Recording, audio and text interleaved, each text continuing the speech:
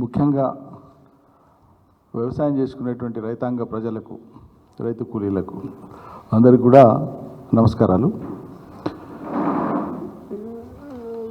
ఇవాళ రాష్ట్ర ప్రభుత్వం తరఫున ఇందాకే మాట్లాడినటువంటి గౌరవ మంత్రివర్యులు కానీ, గౌరవ ముఖ్యమంత్రి గారు కానీ ప్రధానంగా పీసీ ఘోష్ కమిషన్ యొక్క రిపోర్టును యథాతథంగా ప్రజలకు బయట పెట్టకుండా అందులో ఉండేటువంటి 650 పేజీలకు సంబంధించిన రిపోర్ట్ అని చెప్పబడేటువంటి దాని డాక్యుమెంట్లోని 4 అధికారులను నియమించి ఒక 65 పేజీలకు కుదించి ఆ 65 పేజీలను వదిలివేసి గత ప్రభుత్వం మీద, కేసీఆర్ ప్రభుత్వం మీద నిందలు మోపడానికి చాలా తాపత్రయపడినట్లు కనిపిస్తుంది.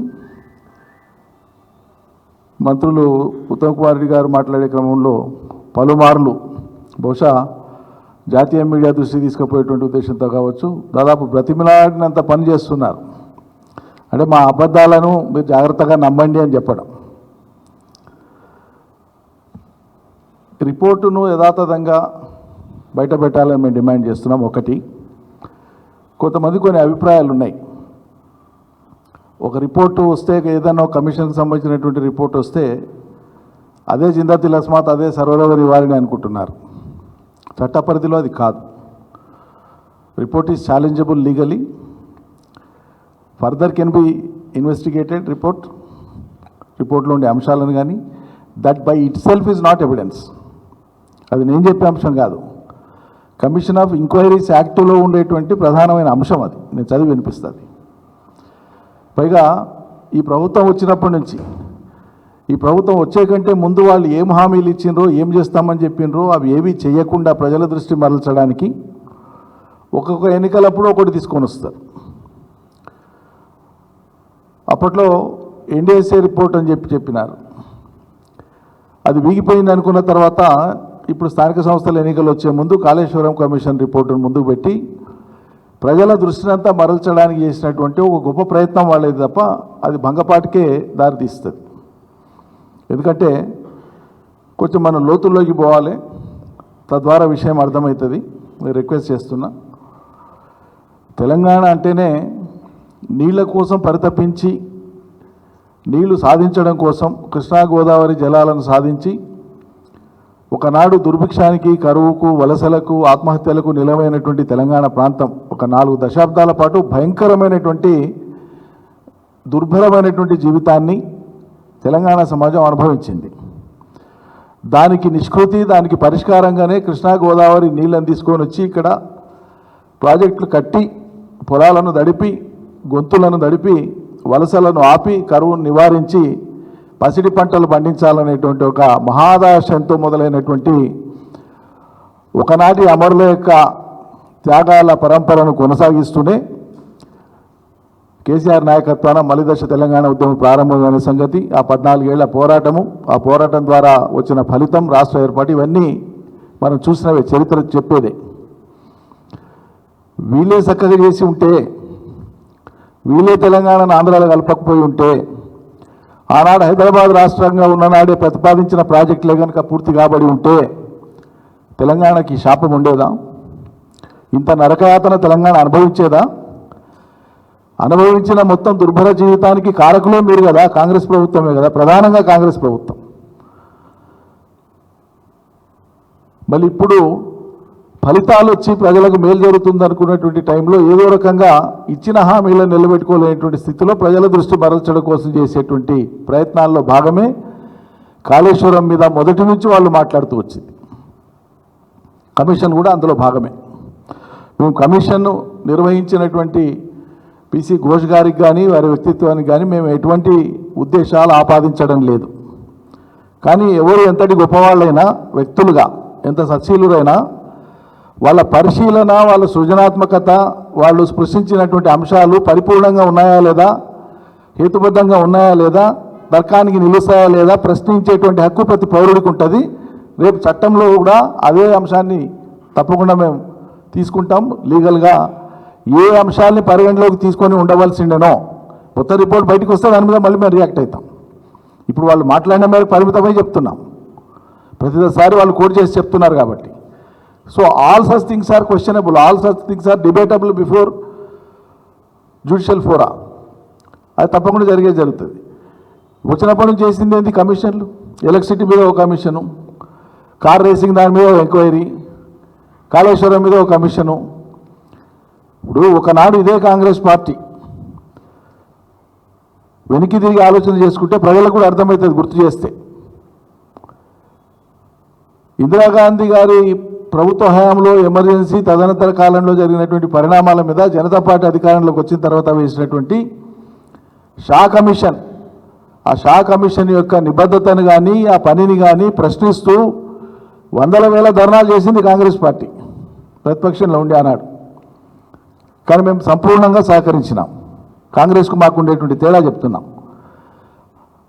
ఆనాటి ఇందిరాగాంధీ గారి ప్రభుత్వ కాలంలో జరిగినటువంటి అవకతవకల మీద కానీ అతి మీద కానీ ఎక్సెసెస్ మీద కానీ ఆనాడు జరిగినటువంటి జైళ్లలో వేయడం మీద కానీ జరిగిన మరణాల మీద కానీ వీటన్నింటి మీద ఆ దమనకాండ మీద షా కమిషన్ ఏర్పాటైతే దాన్ని వ్యతిరేకించి అణువణువున చిన్నబుచ్చి కమిషన్ యొక్క సార్థకతను ప్రశ్నించినటువంటిది కాంగ్రెస్ ప్రభుత్వం. అయితే వీళ్ళ ఉద్దేశాలని మనం పసిగట్టాలి. అందుకోసమే ఈ విషయాలని కూడా నేను చెప్పే ప్రయత్నం చేస్తున్నా. ఎందుకు తెలంగాణ కోసం ఇప్పుడు ఇవాళ కడప మంట అంతా ఏంటంటే అసలు కృష్ణా గోదావరి నీళ్లను తెలంగాణ భూభాగానికి అవసరమైన మేరకు మీ కాలంలో మీరు మలిపి ఉంటే, పూర్తి చేసి ఉంటే ఆ ప్రక్రియను, ఇవాళ ఈ బాధలు ఉండేవి కాదు కదా. కట్టని వాళ్ళు మీరే కదా, విఫలమైన వాళ్ళు మీరే కదా. సమైక్య రాష్ట్రంగా కొనసాగినంత కాలం తెలంగాణలో అభివృద్ధి చెందినటువంటి ఇరిగేషన్ ఆయకట్టు ఎంత? తెలంగాణ వచ్చినాక మా ప్రభుత్వ హయాంలో కేసీఆర్ ప్రభుత్వంలో చేసింది ఎంత? లెక్కలు ఉన్నాయి కదా. అంటే మీ కాలంలో మీరు తలపెట్టలేంది, మీరు చెయ్యలేంది, మీరు విఫలమైంది, రాష్ట్రం దేవడమే మీకు అవమానకరం కాంగ్రెస్ పార్టీకి. పైకి మేమిచ్చినాం, మా సోనియం ఇచ్చిందని చెప్పేటువంటి మాటలు మీరు నమ్మబలగానికి ప్రజలలో చెల్లుబాటు కావడానికి మాట్లాడే మాటలే కానీ తీవ్రమైన అన్యాయం చేసింది ఈ తెలంగాణ ప్రాంతానికి కాంగ్రెస్. అన్యాయం చేసి సరిదిద్దేటువంటి క్రమంలో ఒక చేసి ఉండవచ్చు ఆఖరి నిమిషంలో, తప్పని పరిస్థితులలో తెలంగాణ ప్రజల యొక్క శక్తి ఏకమైనటువంటి తీరును చూసి తట్టుకోలేక రాజకీయంగా ఉనికి కోసం అని ఉండవచ్చు తప్ప కష్టాలు పెట్టిందే మీరు కదా, దుఃఖపెట్టిందే మీరు, దుర్భర పరిస్థితులు కల్పించిందే మీ పాలన. దానికి నిశ్శృతిగానే తెలంగాణ ఏర్పడ్డది. మరి ఏర్పడిన తర్వాత మొదలుపెట్టిన కాడి నుంచి మొదలు పెడితే ఇక బాధలు ఒకటి కాదు, రెండు కాదు. ఇప్పుడు ఏమి లేని వాళ్ళకు ఆడిపోసుకోవడమే పెద్ద పనట. ఇప్పుడు ఒక కవి చెప్పినాడు, చాలామంది కవులు నిత్యం రాస్తుంటారు, అందులోంచి ఒకటి ఈ సందర్భోచితంగా ఉంటుందని చెప్తున్నాను. తెలంగాణ గోస, తెలంగాణ బాధలు అర్థం కావాలంటే ఆ పదం అర్థమైతే అర్థమవుతుంది ప్రజలకు, ఎవరికైనా. ఏం చెప్తాడు ఆయన? ఆకలి ముందు ఆకాశం చిన్నది అంటాడు. అంటే తెలంగాణ సమాజం అనుభవించినటువంటి ఆ బాధ, దుఃఖం ముందు, ఆ ఆకలి ముందు, ఇగో ఈ ఆకాశం మనకు కనిపించినంత దూరంగా కనిపించేటువంటి ఆకాశం ఉందో, ఎక్కడి దాకా మొదలవుతుందో ఎక్కడి దాకా చివరైతే తెలియని ఆకాశం ఏదుందో అదే చిన్నది ఆకలి కంటే అని చెప్తాడు కవి. ఇగో అటువంటి ఆకలిని జయించడానికి ఒక శాశ్వత పరిష్కారం కోసం మొదలుపెట్టినటువంటిది కాళేశ్వరం ప్రాజెక్టు. మీ చాతగానితనం అడుగడుగునా కనిపిస్తూ ఉంది, కాళేశ్వరం మిమ్మల్ని వెక్కిరిస్తూ ఉంది కాబట్టే అడుగడుగునా మీరు ఆ కడుపు మంట మీకు కూలింది 2 పిల్లర్లు అయితే ఇప్పుడే ఉత్తమ్ రెడ్డి గారు ఏం చెప్తారు? కాళేశ్వరం ప్రాజెక్టు 3 బ్యారేజ్లు కూలిపోయినాయని కమిషన్ రిపోర్ట్ ఇచ్చింది. 3 బ్యారేజ్లు కూలిపోయినాయి. 3 బ్యారేజ్లు స్పృహలో ఉండి మాట్లాడుతుందా లేకుండా మాట్లాడుతుందా? కమిషన్ చెప్పిందా 3 బ్యారేజ్లు కూలిపోయినాయి? 3 బ్యారేజ్లలో మేడిగడ్డ 85 పిల్లర్లు, 85లో కూలింది 2, 3వది పాక్షికం. మిగతా 82 నిక్షేపంగా ఉన్నాయి కదా. అన్నారంలో 66 నిక్షేపంగా ఉన్నాయి కదా. సుందీలలో 74 పిల్లర్లు నిక్షేపంగా ఉన్నాయి కదా. రిజర్వాయర్లు 17, ఏవి పంపింగ్ స్టేషన్స్, దాదాపు 20 లిఫ్టులు, ఇక వందల కిలోమీటర్ల కెనాల్స్, టనల్స్, పంపింగ్ స్టేషన్స్, ఒకటి కాదు రెండు కాదు, ఇది మొత్తం సముదాయం.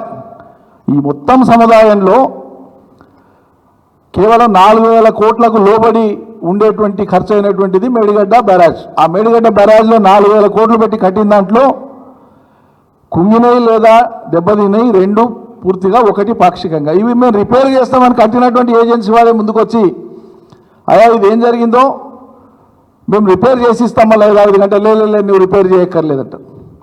మీరు 2 సార్లు అవతల ఆంధ్రప్రదేశ్ రాష్ట్రంలో పోలవరం 2 సార్లు పోతే రిపేర్లకు 2,000 కోట్ల రూపాయలు అక్కడ శాంక్షన్ చేసిండ్రే. ఇక 300-400 కోట్లు పెట్టి మేడిగడ్డ రిపేర్ చేయడానికి ఏం కడుపు నొప్పి అంటే నిందలు వేయాలి ఈ సర్కార్ మీద. దానికోసం మీరు ఓ కమిషన్ ఏర్పాటు చేసి కమిషన్ ద్వారా ప్రజలకు ఏదో జరిగిపోయింది అనేటువంటి ఒక భావన కల్పించాలనేటువంటి ఒక దుగ్ధ.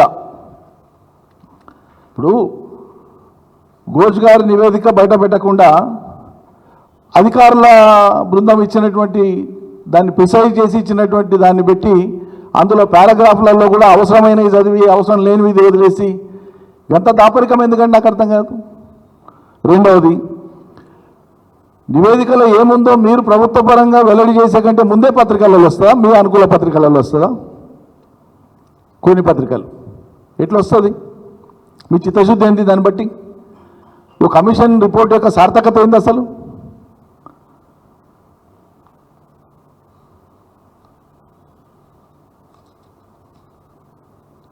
కమిషన్ రిపోర్టును పబ్లిక్ డొమైన్లో పెట్టకుండా కంప్లీట్గా మేము దీని మీద సిట్ వేస్తామని ఎట్లా మాట్లాడితే సర్కార్? ఇది అతినా లేకుంటే బాధ్యత రాహిత్యమా? ఎక్సెస్ అంటారా లేకుంటే ఇర్రెస్పాన్సిబిలిటీ అంటారా దీన్ని? ఇప్పుడు అది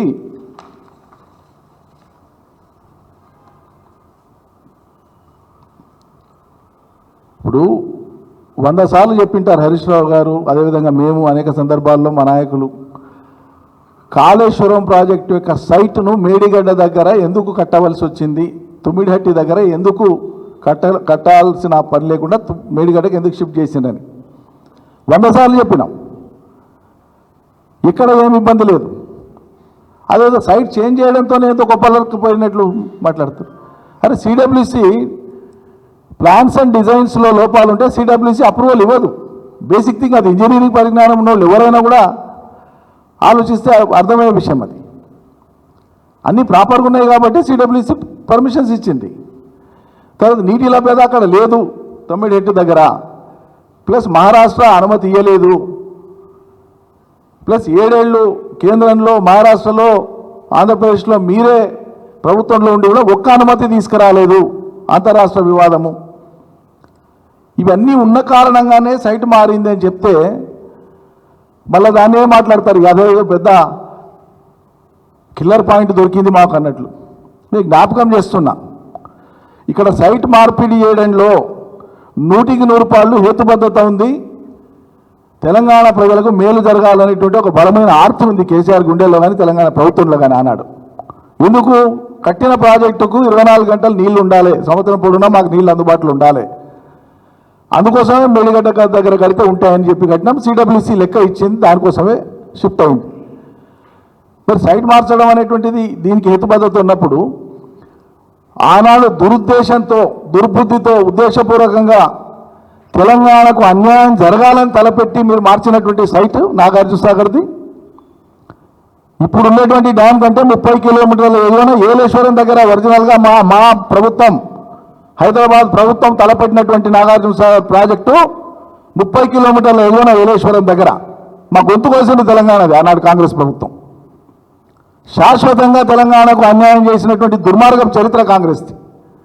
ఎక్కడికంటే నాగార్జున సాగర్ తీసుకోపోయి మీరు నదికొండ కాడ 30 కిలోమీటర్లు కిందికి తీసుకుపోవడంతో డైరెక్ట్గా రివర్ యొక్క షార్ప్ ఫాల్ ఈ రకంగా ఉంటుంది. 30 కిలోమీటర్ల నిడివిలో పైన కట్టవలసింది కిందికి తీసుకుపోవడం మూలంగా టోటల్గా గ్రేడియంట్ అంతా కూడా కిందికి డౌన్ అయిపోయింది. తెలంగాణ భూభాగానికి నీళ్లు రాని దుస్థితి కల్పించినారు ఉద్దేశపూర్వకంగా. మీరు పూర్తిగా ప్రాజెక్టు కిందికి పోయిన కారణంగా తెలంగాణ గొంతు కోసిండ్రు. సిగ్గుండాల కాంగ్రెస్ పార్టీకి సైట్ చేంజ్ గురించి మాట్లాడితే. ఆ రోజు తెలంగాణ గొంతు వేయడానికి ఏలేశ్వరం సైట్ మార్చి నాగార్జున సాగర్ కట్టిండ్రు.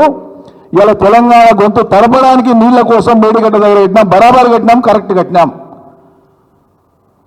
ఇప్పుడు కాదు 100 ఏళ్ళకైనా కూడా ఇది చరిత్రలో ఇది నిలిచిపోతుంది. మీరు ఇలా అభాండాలు వేసినంత మాత్రాన వాస్తవంగా ఉండకుండా పోదు. మహారాష్ట్ర ప్రభుత్వాన్ని ఒప్పించి ఏంది దీనికంటే ముందు కూడా చేయని ప్రయత్నం లేదు. మేడిగడ్డ దగ్గర కట్టే కంటే ముందు కూడా సరే కాంగ్రెస్ ఏం ప్రయత్నం చేసింది, ఏం చేయలేదు, అటు పక్కకు పెడితే మనం ప్రయత్నం చేద్దామని చెప్పి హరీష్ రావు గారు పోయినరు, కేసీఆర్ గారు పోయినరు, ఢిల్లీకి పోయినరు, మహారాష్ట్ర ప్రభుత్వాన్ని అడిగినరు. చివరికి కేంద్ర ప్రభుత్వాన్ని కూడా ప్రాణహిత చేయవలకు మీరు జాతీయ హోదా ఇవ్వండి అని అడిగాను. జాతీయ హోదా ఇవ్వకపోగా అనుమతులు ఏమి ఇవ్వలే. మహారాష్ట్ర అక్కడ శాంక్చురీ ఉంది, ఫారెస్ట్ ఉంది, ఎన్విరాన్మెంటల్ ఇష్యూస్ ఉన్నాయి, మహారాష్ట్ర సంబర్జెన్స్ ఒప్పుకోదు కాబట్టి ఇవ్వమని చెప్పేసాను. అనివార్య పరిస్థితులలో మెరుగైనటువంటి విధంగా శాశ్వత ప్రయోజనం జరగడం కోసం తెలంగాణ భూములు తడపడానికి, తెలంగాణ ప్రజల గొంతు తడపడానికి మేడిగడ్డ సైట్ను ఎన్నుకోవడం జరిగింది. 100కి 100 పాళ్ళు అద్భుతం చేసి చూపించిన. అందులో ఏ రకమైనటువంటి ఇబ్బంది లేదు. సైట్ మారితే మీకు అడిపోయిన వచ్చిందండి, నాకు అర్థం కాదు. తుమ్మిడేటి దగ్గర నుంచి ఏమన్నా గ్రావిటీలో వస్తుందా? అక్కడ లిఫ్ట్ లేదా? 40+ మీటర్స్ లిఫ్ట్ అక్కడ కూడా ఉంది కదా. ఇప్పుడు మేము తీసుకొచ్చిన లిఫ్ట్లో సగానికి ఎక్కువ భాగం అక్కడ కూడా లిఫ్ట్ ఉంది. టోటల్ ప్రాజెక్ట్ యొక్క కాంపోనెంట్స్లో 7 భాగాలుగా విభజిస్తే 5 భాగాలు యాజ్ ఇట్ ఈస్గా ఉన్నాయి, ప్రాణహిత చేవెళ్లలో ఉండేటువంటివే. 2 మాత్రమే రీడిజైన్లో ఎఫెక్ట్ అయినటువంటివి.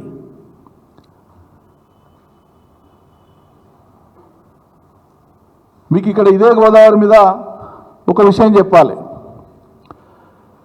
ఈ తరానికి అర్థం కావాలి. ఇది చరిత్రకు సంబంధించిన అంశం, నేను కొత్త కనిపెట్టి చెప్పేది ఏం లేదు. ఇదే గోదావరి నది మీద మనకు అప్పుడు ప్రాజెక్టులు లేవు, ఏమి లేవు.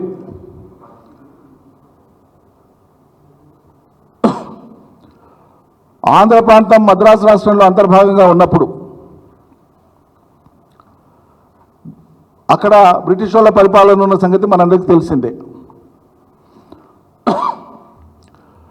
ఆంధ్ర ప్రాంతంలో ప్రత్యేకంగా గోదావరి ప్రాంతంలో ఉండేటువంటి ఉభయ గోదావరి జిల్లాలు, ఆ ప్రాంతాలంతా కూడా తరచుగా అతివృష్టి వల్ల కానీ కరువు వల్ల కానీ విపరీతంగా ఎఫెక్ట్ అయ్యి ప్రజలు కరువు వచ్చినా వరదలు వచ్చినా చనిపోయేటువంటి ఒక దుస్థితి.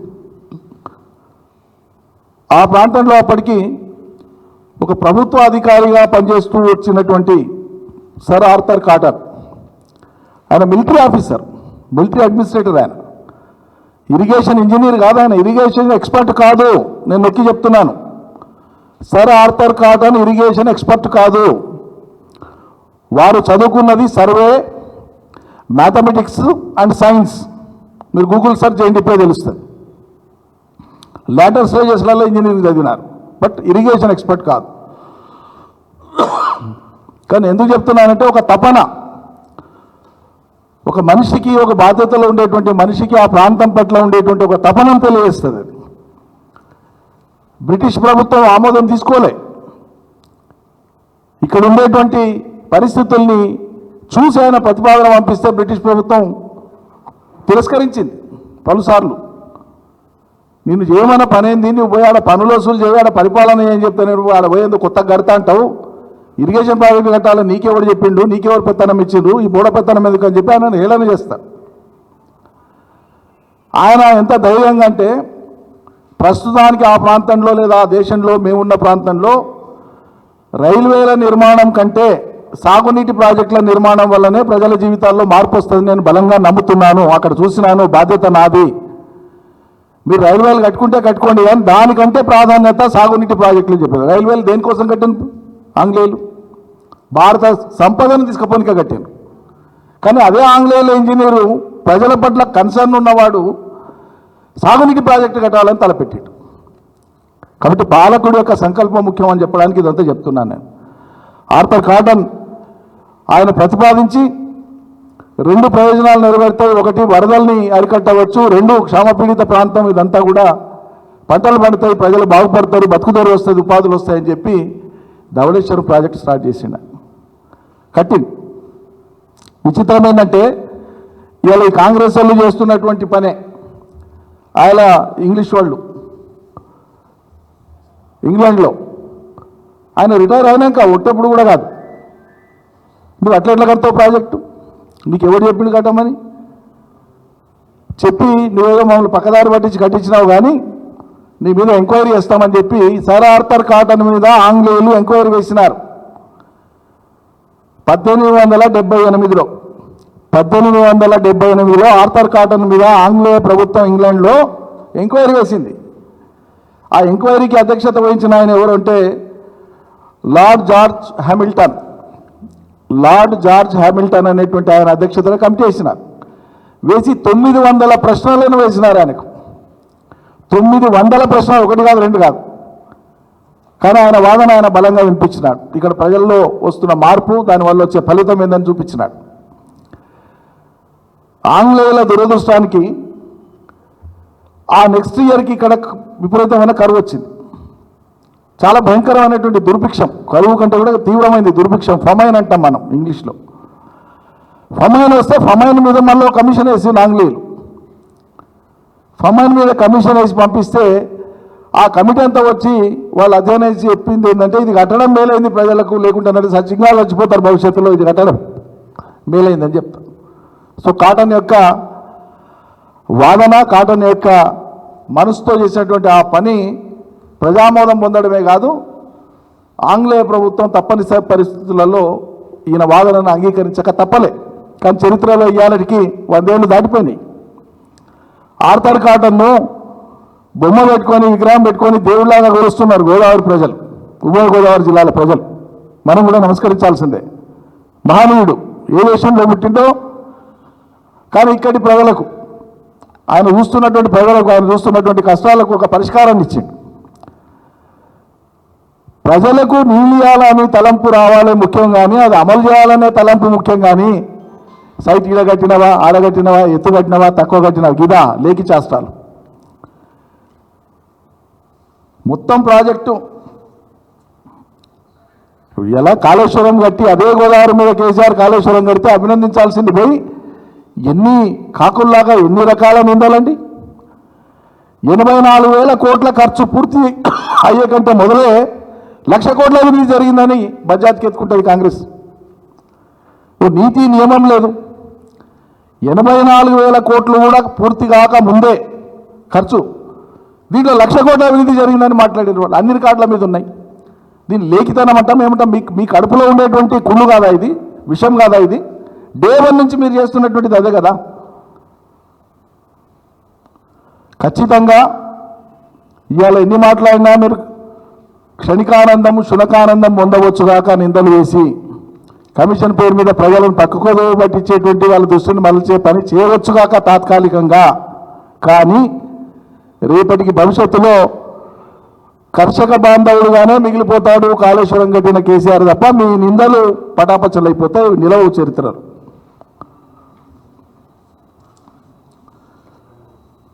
రిపోర్టు కూడా వీళ్ళు ప్రస్తావించిన దాని ప్రకారం చెప్పేది. రిపోర్ట్ బయటికి పెట్టలేదు కాబట్టి దాని మీద లోతులో మాట్లాడట్లేదు. వీళ్ళు దాన్ని కోట్ చేస్తూ మాట్లాడుతున్న తీరుని బట్టి చూస్తే ఒక అబద్ధాన్ని ప్రచారం చేసుకోవడానికి ఎంచుకున్నటువంటి ఒక రాజకీయ ప్రయోజనపు లక్ష్యం ఇది.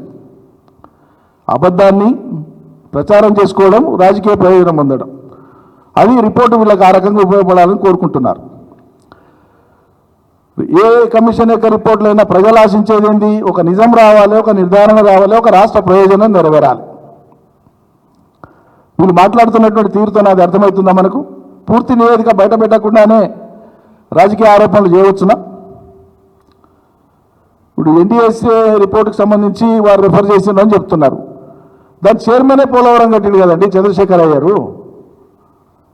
దాని పవిత్రత ఏంటి? ఆ అభిప్రాయం యొక్క పవిత్రత ఏంటి?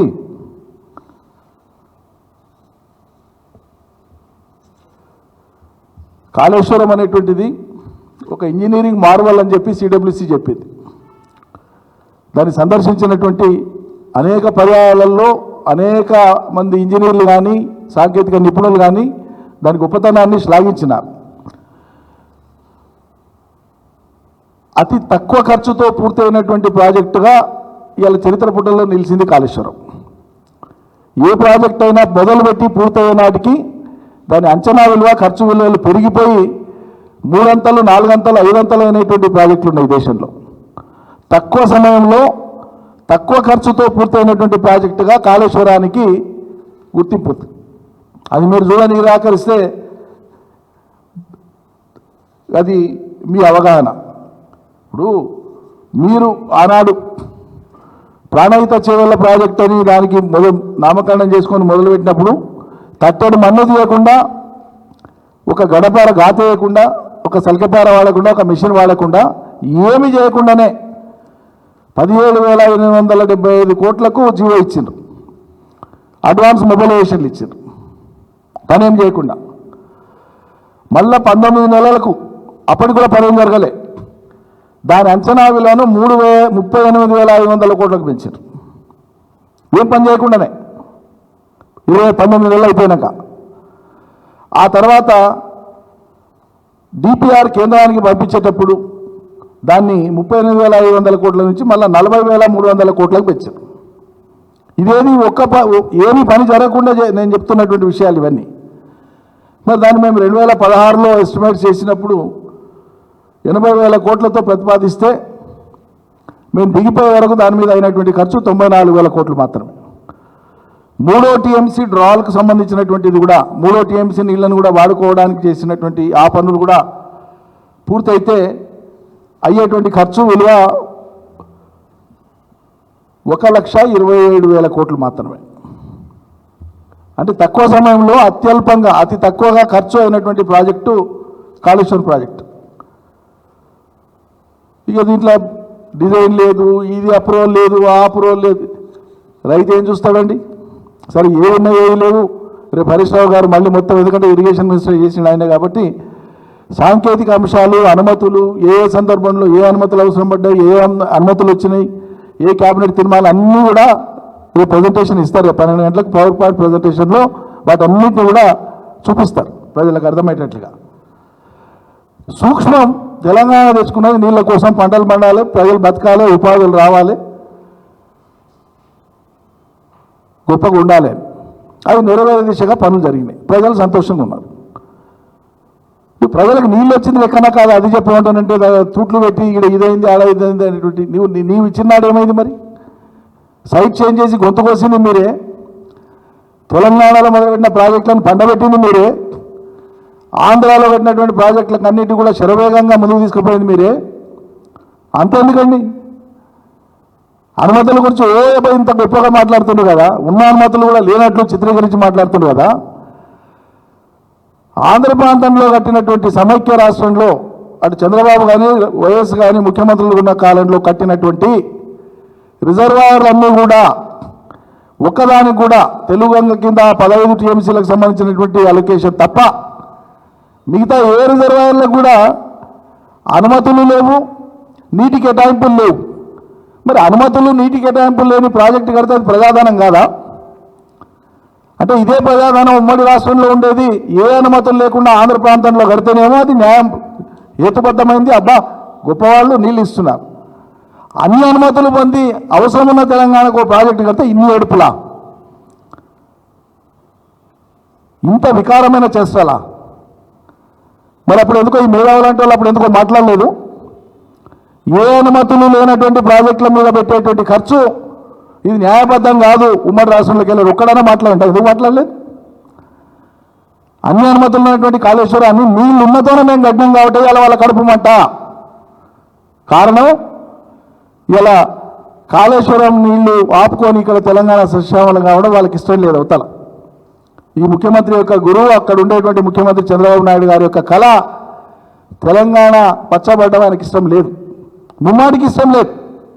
ఆయన కొడుకుతోనే మనం మాట్లాడిస్తాడు, మేము కాళేశ్వరం కట్టుకుంటే మేము అడ్డుపడడం కాదా? రికార్డెడ్గా ముఖ్యమంత్రి స్థాయిలో మీరు రాసిన లేఖలే పెట్టుకొని మేము అడ్డుపడలే, మేము వ్యతిరేకించలేము మాట్లాడడానికి సిగ్గనిపించాలి కదా. తెలంగాణలో చేపట్టిన ప్రతి ప్రాజెక్టు మీద కూడా మీరు లిఖితపూర్వకంగా అభ్యంతరాలు తెలియజేసినారు. అది పాలమూరు రంగారెడ్డి కావచ్చు, కేఎల్ఐకి మేము పెంపు చేసుకున్నటువంటి 40 టీఎంసీలకు పెంచిన అంశం కావచ్చు, కాళేశ్వరం కావచ్చు, అన్నింటికీ మీరు రాతపూర్వకమైనటువంటి అభ్యంతరాలు పెట్టినారు. అంటే మీ దృష్టి ఏంటి? ఖచ్చితంగా గోదావరి నీళ్లను యథేచ్ఛగా ఎప్పట్లాగానే వాడుకోవాలి. అన్నింటికి మించి సముద్రానికి పోయినా పర్లేదు కానీ తెలంగాణ పచ్చబడకూడదు. ఇది వాళ్ళ పంతం.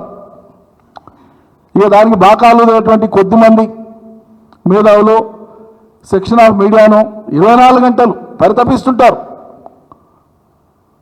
తెలంగాణలో జరిగిన గొప్ప అంతా కూడా విఫలంగా చూపించాలనేటువంటి కడుపులో ఎక్కడ లేనటువంటి ఆక్రోశం పలు విధాలుగా దాన్ని బయటపెట్టే ప్రయత్నం చేస్తూ ఉంటారు. కాబట్టి ఇవాళ బనకచర్ల ద్వారా గోదావరి నీళ్లను పోలవరం నుంచి అవతల ప్రాంతాన్ని తీసుకొని పోయి బనకచర్ల క్రాస్ రెగ్యులేటరీ ద్వారా ఆల్రెడీ ఎస్టాబ్లిష్ అయినటువంటి అవతల ప్రాంతంలో ఉండేటువంటి రిజర్వాయర్లకు ఈ గోదావరి నీళ్ళను మలుపుకుపోవాలి. కాబట్టే ఇక్కడ గోదావరి బనకచర్లకు పోవాలి నీళ్ళు అంటే ఇలా మేడిగడ్డ అని పేరు కాకూడదు. సింపుల్ ముచ్చటండి. కాళేశ్వరం ఇలా ఫలితం ఇవ్వకూడదు వాళ్ళకు. దీన్ని విఫలంగా చూపించి నీళ్ళని యథేచ్ఛగా తీసుకొని పోవాలి.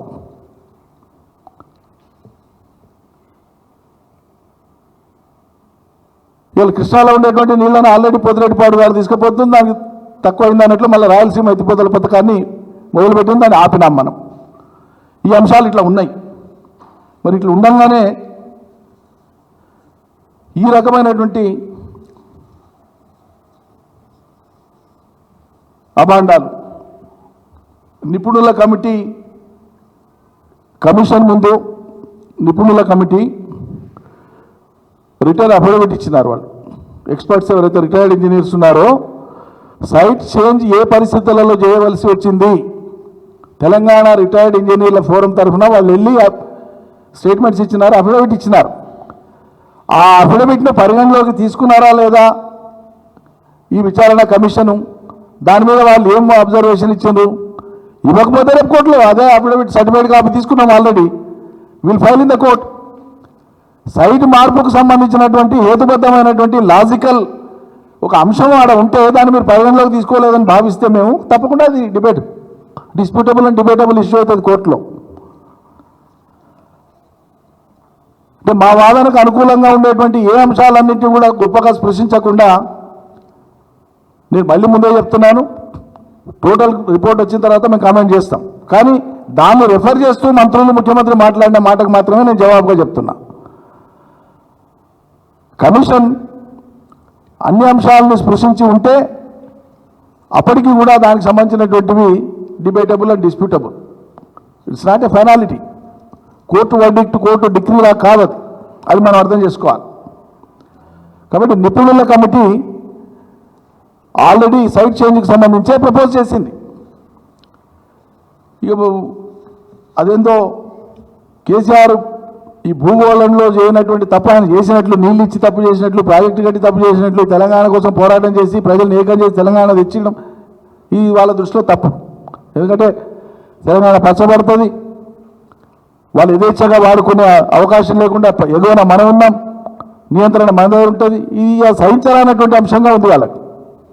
ఇక ఆ కోరికలను నెరవేర్చేటువంటి ఒక పవిత్ర కార్యానికి శ్రీకారం చుట్టింది తెలంగాణ ప్రభుత్వం, కాంగ్రెస్ ప్రభుత్వం.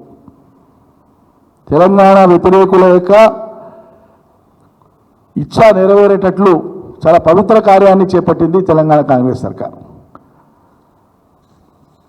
ఇది కూలిందని మాట్లాడడంలోనే వాళ్ళ కుళ్ళు కనిపిస్తుంది. 2 పిల్లర్లు కూలిందని, మొత్తం ప్రాజెక్టు కూలిందని మాట్లాడడంతోనే మీకు ఎంత చిన్న బుద్ధి ఉంది, ఎంత కురుస బుద్ధి ఉంది, ఎంత కసి ఉంది మీకు, మొత్తం ప్రాజెక్టే కూలిపోయిందని మాట్లాడేటువంటి సాహసానికి బరితెగించి మాట్లాడుతున్నట్టుగా అర్థమవుతుంది మీకు ఎంత కుళ్ళు ఉంది అనేటువంటిది. ఇక కూలిన దానికే మీరు బాధ్యత తీసుకుంటే మొన్న కదా ఎస్ఎల్బిసి కూలిపోయింది. చాలా కాలం తర్వాత ఆగినటువంటి పని మొదలుపెట్టేటప్పుడు మీరు నిపుణుల యొక్క రిపోర్ట్ తీసుకున్నా తీసుకోలే, ప్రమాణాలు పాటించలే. 8 మంది చావు కారణమైనరు, శవాలు కూడా తీయలేకపోయినరు. మరి ఎందుకు కమిషన్ వేయవు దాని మీద కమిషన్ వేయవు ఎందుకో? సుమోటగా వేయాల్సింటివి. ఒకరు డిమాండ్ చేసే అవసరం లేకుండా నువ్వు చాలా పవిత్రుడివి కదా, కాంగ్రెస్ సర్కార్ చాలా పవిత్రమైంది కదా, సుమోటగా వేయాల్సింది ఎందుకు వేయలే? కాబట్టి ఎప్పుడైనా సరే ఒక ప్రాంతంలో ప్రజలకు ఒక శాశ్వతమైన పరిష్కారం రావాలని పరితపించేటువంటి రాజకీయ నాయకత్వానికి ఉండేటువంటి ఆ ముందు చూపు ఇతరులకు ఉండదు. ఇతరులకు ఉండేటువంటి పరిజ్ఞానం తోడైతే తప్ప అది మాత్రమే శాసించలేదు. ప్రపంచ దేశాల చరిత్ర మీరు ఎక్కడ తీసుకున్నా కూడా మానవాద్భుతాలు జరిగినవన్నీ కూడా ఆ ఫీల్డ్లో ఉన్న ఆ మనిషి చేస్తేనే జరగలే. సంకల్పం కావాలి, సృజన కావాలి, ఒక తపస్సు కావాలి, గుండెలో ఆ ప్రేమ ఉండాలి, ఆర్తి ఉండాలి, ప్రజల పట్ల ఏదో చేయాలనేటువంటి తపన ఉండాలి. ఆ బాధ, ఆ ఆకలి, ఆ దుఃఖము, ఆ కన్నీళ్లు తెలిసిన వాడై ఉండాలి. వాళ్ళకే అది అర్థమవుతుంది పరిష్కారం. మీకు అది తెలియదు కాంగ్రెస్కి అది, ఎందుకంటే వాటన్నిటి కారకులు మీరు. అందుకోసమే నవీన ఆవిష్కరణలు ఏవి తీసుకున్నా 100 ఏళ్ల కాలంలో 100-120 ఏళ్ల కాలంలో ప్రపంచవ్యాప్తంగా భూగోళంలో ఆవిష్కరణలకు కారకులైనటువంటి వాళ్ళు ఎవరు కూడా ఆ ఫీల్డ్కి సంబంధించిన వాళ్ళు కాదు. అంత మాత్రం చేత అది పనికిరాలేదా? ఇలా రైట్ బ్రదర్సు అమెరికాలోని డేటౌన్ అనేటువంటి పట్టణానికి సంబంధించినటువంటి ఇద్దరు అన్నదమ్ములు సైకిల్ షాప్ నడుపుకునేటువంటి వాళ్ళు, మెట్రికులేట్స్ వాళ్ళు. 10th తర్వాత ఉన్నత చదువులు చదవలే, కాలేజీలకు పోలే, ఏవిగేషన్ ఇంజనీరింగ్ తెలియదు, వాళ్ళకు ఏమీ తెలియదు. ఒక సృజన ముందుకు పోవడానికి ఒక చక్రం పనిచేస్తుంది. చక్రాన్ని అంతకుముందు ఎవరో కనుక్కున్నారు. ఈ చక్రం నేలకు రాకుతూ ముందుకు పోతుంది, నేలకు రాకుండా పైనుంచి పోయే అవకాశం ఉందని ఆలోచించింది అంతే. ఇక ఆలోచనకు పదును పెడితే అది విమాన రూపం దాల్సిందండి రైట్ బ్రదర్సు.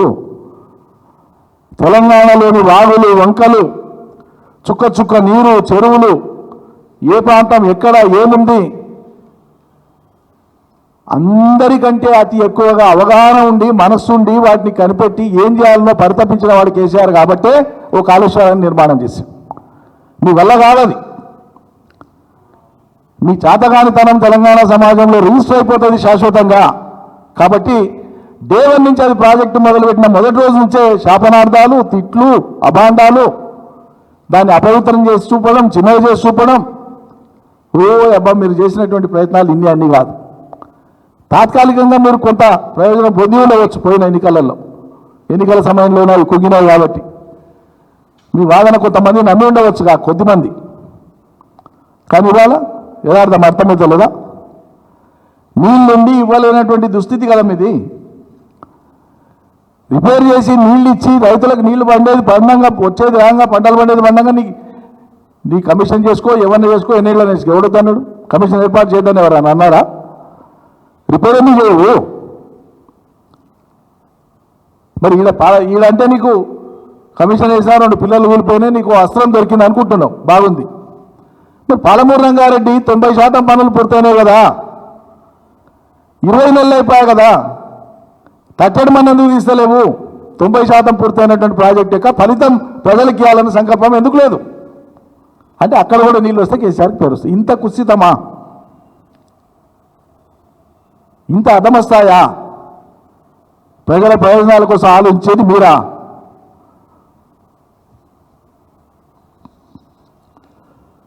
ఎప్పుడైనా సరే ఒక nothing is above common sense అంటారు. అందుకే లీగల్ పరిభాషలో ఉంటుంది, కానీ అది అన్ని రంగాలకు వర్తిస్తుంది. Nothing is above the common sense.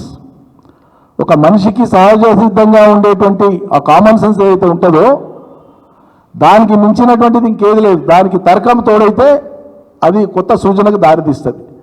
మానవ పరిణామ క్రమం అంతా దీని మీదనే ఆధారపడి ఉంటుంది. ఇవి ఆ సృజనతో పనిచేసినాం కాబట్టి ఒక కాళేశ్వరాన్ని కట్టినాం, అద్భుతాలు చేసి చూపించినాం. ఇప్పుడు మీరు వేసినటువంటి కమిషను రిపోర్టును వెల్లడి చేయకుండానే మీకు నచ్చినటువంటి విధంగా దాన్ని ఇంటర్ప్రిట్ చేసి మా ప్రభుత్వాన్ని, గత ప్రభుత్వాన్ని, కేసీఆర్ గారిని చిన్నవి వేసి చూపించడం, అభాండాల పాలు ఇంకేదో చేస్తామనుకుంటే మీరు ఏమి చేసినా చరిత్రలో నిలిచిపోయేది కేసీఆర్ నిలుస్తాడు. ఆ నీళ్లు ఉంటాయి, పంటలు పండుతాయి, ప్రజలు బాగుపడతారు. రేపైనా అదే ఉంటుంది. తాత్కాలిక ఇబ్బందులు మీరు ఏమైనా పెట్టదలుచుకున్నా అది మీ బుద్ధి బయటపడుతుంది తప్ప దానివల్ల అయ్యేది ఏం లేదు. తెలంగాణ ఉద్యమం కోసం వచ్చినాడే తలకు చావుగుడ్డ కట్టుకొని వచ్చినామని ప్రకటించిండు కేసీఆర్. ఇక దాని ముందు ఇదో పెద్ద విషయం మీరు పెట్టాలనుకునేటువంటి ఇబ్బందులు దిక్తే హంపి చూస్తాం. కమిషన్ ఆఫ్ ఎంక్వైరీ దానికి సంబంధించిన జిస్ట్ మాత్రమే చదువుతాను. ఉత్తమ్ రెడ్డి గారి లాగా ఆంగ్ల పాండిత్యం మొత్తం చదివి మీ ఓపికను నేను పరీక్షించను. జస్ట్ ఎప్పుడైనా సరే ఏవైనా కమిషన్లు వేస్తే వాటి పాత్ర ఏంది, వాటి పరిధి ఏంది అనేటువంటి అంశం చెప్పడానికి మాత్రమే నేను చదువుతున్నా. Commissions of enquiry established under the commissions of enquiry act 1952 are not typically proved inverted కామాస్లో. అది ప్రూవ్డ్ కింద కాదు, చట్టం చెప్తుంది, నేను చెప్పే మాట కాదు అది. In a court of law in the sense of being directly validated or invalidated. Instead, their findings are presented as reports which can be used as evidence or information in subsequent legal or administrative proceedings. These reports can be challenged, investigated further, but the commission itself is not proved in a legal sense. కాబట్టి మీరు ఏదైతే ఇక రేపు మిమ్మల్ని సమర్థించేటువంటి section of మీడియానో మీరు మీ మేధావులు సంకలు గుద్దుకొని ఏందో అయిపోయిందని తాపత్రయపడుతుండ్రో, మీ కమిషన్ ఆఫ్ ఎంక్వైరీస్ యాక్ట్లోనే అది లేదు. దాని పరిధిని అర్థం చేసుకోండి ముందు. రేపు భవిష్యత్తు అందులో పాటించాల్సిన ప్రమాణాలు కానీ, తీసుకోవాల్సినటువంటి సమాచారం కానీ, విశ్లేషించాల్సిన సమాచారాన్ని కానీ సరిగ్గా విశ్లేషించి ఉండకపోతే definitely that's a matter to be agitated before the courts. Thank you.